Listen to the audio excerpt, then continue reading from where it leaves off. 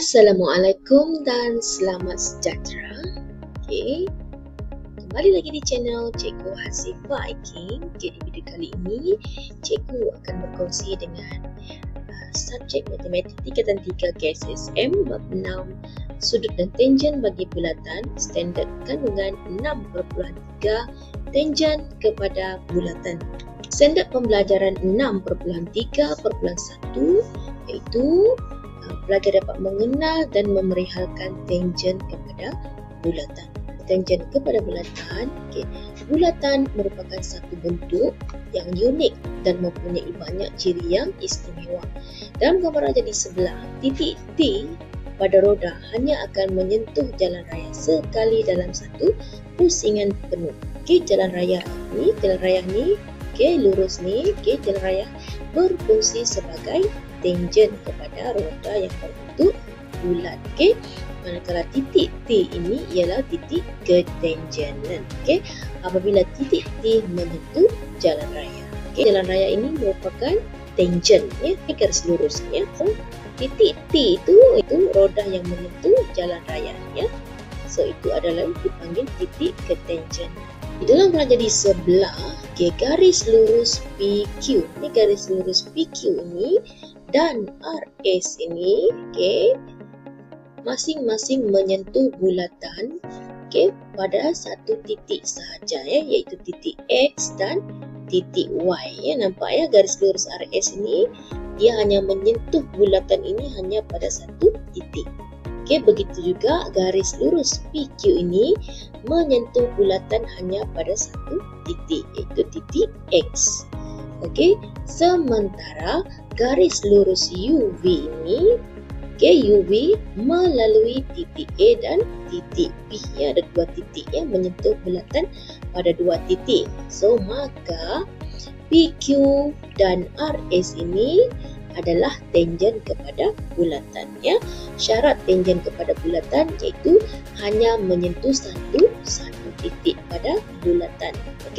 So, tangen adalah garis PQ dan RS. So, titik ketangenan bagi PQ dan RS itu adalah titik X dan titik Y. Manakala UV ini adalah garis UV ini bukan tangen. Syarat tangen kepada bulatan itu dia hanya menyentuh bulatan pada satu titik sahaja. So, titik A dan B itu bukan titik ketangenan bagi UV.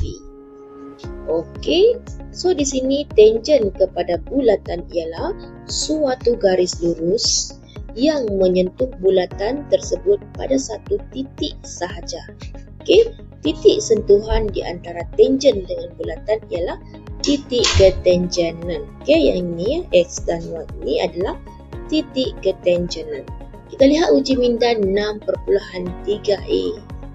Dalam rajah-rajah di bawah, kenal pasti yang pertama sekali tangen, kedua titik ketangenan, yang ketiga bukan tangen, yang keempat bukan titik ketangenan. So, nyatakan alasan untuk jawapan anda. Soalan A di sini. Ada berapa garis lurus di sini? Ada berapa garis lurus di sini? RS, ST dan PQ.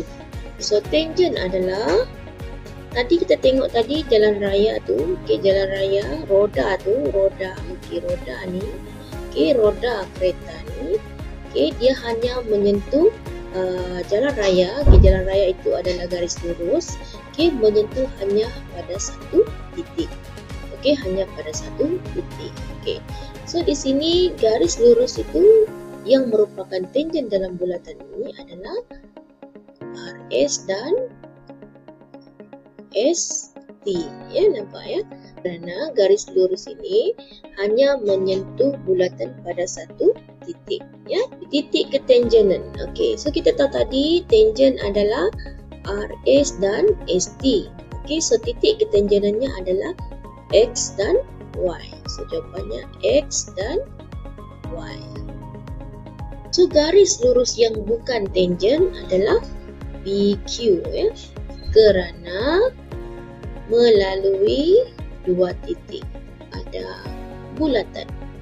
Okay, so garis PQ ini bukan tangent. So bukan titik ketanjenan adalah titik A dan B.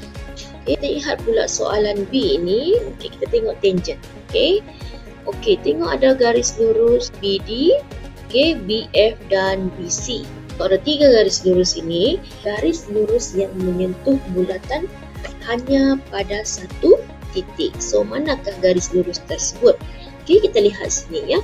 Okay, tengok BC. Okay, BC adalah garis lurus, okay, menyentuh bulatan hanya pada satu titik. So tangent adalah BC.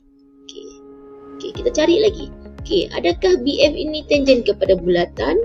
Okay, so garis lurus BF ini bukan ya, kerana melalui 2 titik pada bulatan. So BF bukan. Kita lihat BD. Okay, garis lurus BD.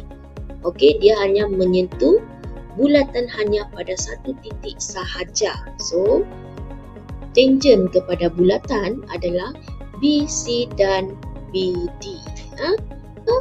Menyentuh bulatan hanya pada satu titik. Titik ketanjenan. Okay, kita tahu tadi, okay, BD ini dan BC ini adalah tangent. So titik ketanjenannya adalah E dan H.